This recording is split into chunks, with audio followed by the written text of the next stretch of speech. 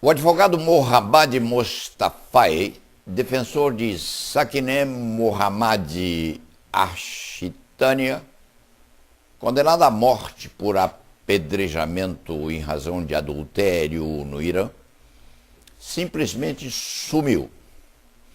Já havia sido preso antes por defender pessoas que seriam executadas, participando também de movimentos contrários à pena de morte. Enquanto defendia a cliente ameaçada de apedrejamento, o advogado conseguira despertar a atenção mundial. Agora, a própria família dele, constituída pela esposa e cunhado, foi segregada pelas autoridades a título de pressão para que o defensor se entregasse. Tal comportamento do governo iraniano pode parecer estranho aos brasileiros nascidos após o arrefecimento do golpe de 64, mas o escriba se lembra, na década de 70, de uma ou outra atividade da polícia política no sentido de obrigar o fugitivo a se apresentar, usando-se o artifício análogo de pressionar a mulher, sempre a mulher, pais, irmãos e filhos do fugitivo. O comentarista se lembra muito bem, aliás, de episódio ainda mantido nos amarelecidos arquivos que depositou em algum lugar, contando a história de um ex-soldado integrante de grupo anti-guerrilha, um militar, quem sabe purgando culpas vindas do negrume da ditadura, acentuara que uma criatura pertencente ao miolo de um certo partido político brasileiro posto na marginalidade era um cachorrinho.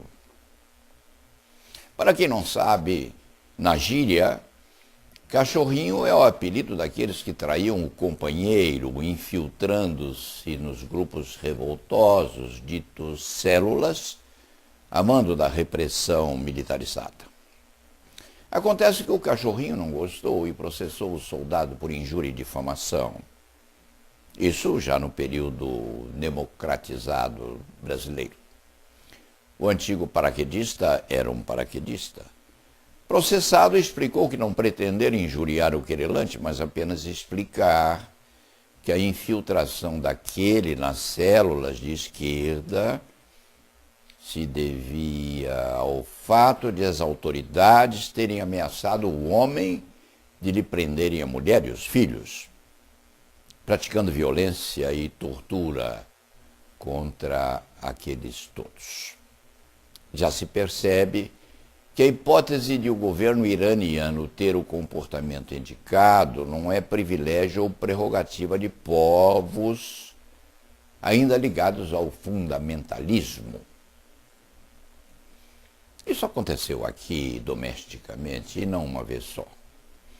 Pensando bem, ainda sucede de forma sofisticada quando, a mandado de autoridades menos responsáveis, policiais invadem domicílios de investigados, revolvendo roupas de cama e gavetas contendo trajes íntimos da mulher, das filhas, enquanto procuram indícios de prática de comportamentos criminosos, fazendo-o em várias oportunidades e perseguindo múltiplos locais suspeitos de arquivamento de provas.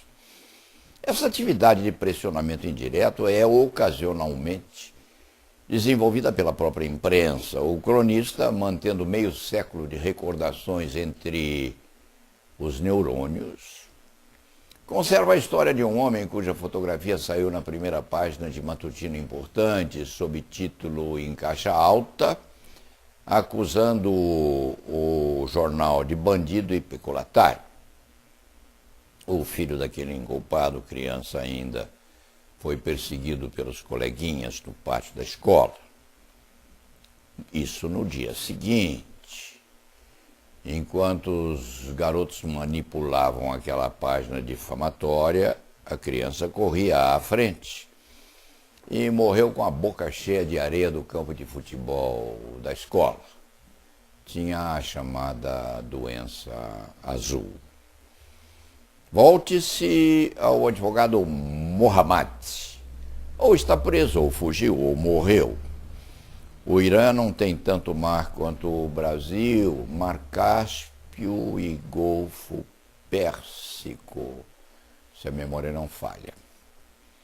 Mas dispõe do suficiente, é claro, para que as águas recolham corpos jogados de helicópteros, transformando-se em alimento de tubarão. Embora não originais, já fomos praticantes hábeis desse esporte. É o que consta, faz 50 anos. Na vida do cronista sempre faz 50 anos.